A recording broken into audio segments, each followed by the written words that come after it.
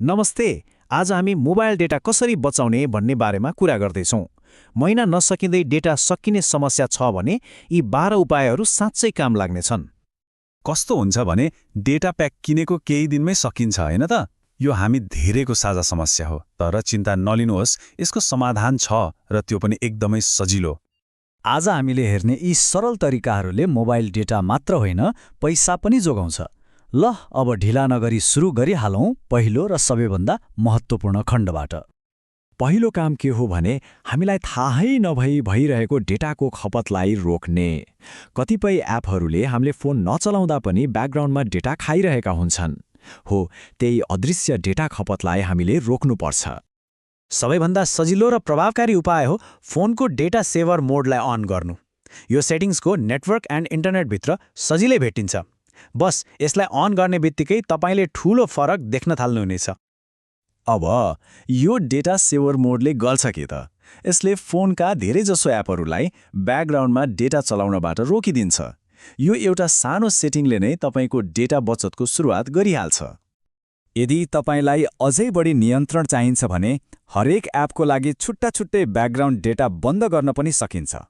सेटिङ्समा गएर कुनै पनि एप छानेर ब्याकग्राउन्ड डेटाको अप्सनलाई अफ गरिदिनुहोस्।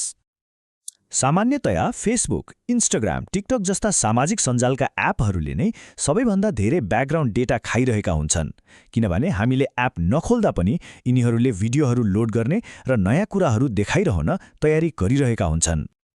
अर्को एउटा अदृश्य डेटा चोर हो अटो अपडेट र अटो सिङ्क। एपहरू आफै अपडेट हुने र गुगल फोटो जस्ता सेवामा फोटो भिडियोहरू आफै अपलोड हुने प्रक्रियाले थाहै नपाई धेरै डेटा सिध्याइदिन्छ। यसको सबैभन्दा राम्रो उपाय भनेको प्ले स्टोर र गुगल अकाउन्ट सेटिङ्समा गएर यी दुवैलाई वाइफाई ओन्लीमा सेट गरिदिने हो। ल अब लागौँ हाम्रो दोस्रो खण्डतिर। यहाँ हामी सबैभन्दा धेरै चलाइने र सबैभन्दा धेरै डेटा खपत गर्ने एपहरूभित्रै गएर डेटा कसरी नियन्त्रण गर्ने भनेर हेर्नेछौँ। यो त एकदमै स्पष्ट कुरा हो।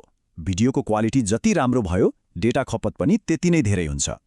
एचडी क्वालिटीमा भिडियो हेर्दा सबैभन्दा धेरै डेटा लाग्छ भने 360p जस्तो डेटा सेभर मोडमा हेर्दा एकदमै कम। सोच्नुहोस् त, एचडी भिडियोले प्रति घण्टा 1 GB भन्दा बढी डेटा पनि खान सक्छ। खुसीको कुरा, युट्युब, टिकटक र फेसबुक जस्ता एपहरूमा भिडियो क्वालिटी घटाउन एकदमै सजिलो छ। लगभग सबैको सेटिङ्सभित्र डेटा सेभर भन्ने विकल्प हुन्छ, त्यसलाई अन गरे मात्रै पुगिहाल्छ। व्हाट्सएप र टेलिग्राममा आउने फोटो र भिडियोहरू आफै डाउनलोड भएर पनि कति धेरै डेटा सकिन्छ हैन?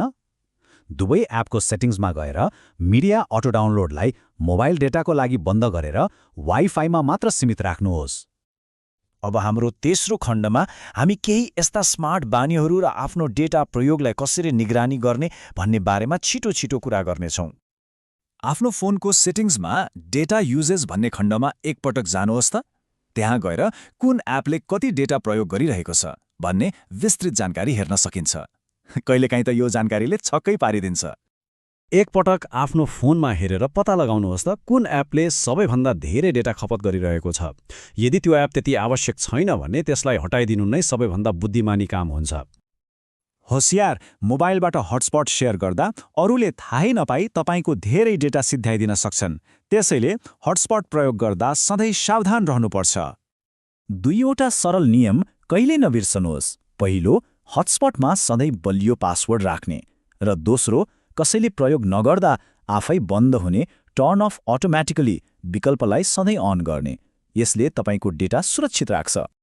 ल अब हामीले सिकेका सबै कुराको सार हेरौँ है त।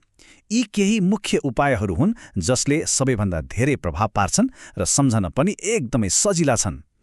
सम्झनुपर्ने 3 सबैभन्दा शक्तिशाली उपायहरू। पहिलो, सामाजिक सञ्जाल एपहरूको ब्याकग्राउन्ड डेटा बन्द गर्ने। दोस्रो, भिडियोको क्वालिटी घटाउने। र तेस्रो, एप अपडेटहरूलाई वाइफाईमा मात्र सीमित राख्ने। विश्वास गर्नुहोस्, यो 3 कुराले मात्रै तपाईँको आधाभन्दा बढी डेटा बचाउन सक्छ। अब अन्त्यमा एउटा प्रश्न। आज सिकेका यी उपायहरूमध्ये तपाईँले आजैबाट लागू गर्ने पहिलो उपाय कुन हुनेछ? याद राख्नुहोस्, सानो परिवर्तनले पनि ठूलो बचत गर्न सक्छ। आजै सुरु गर्नु।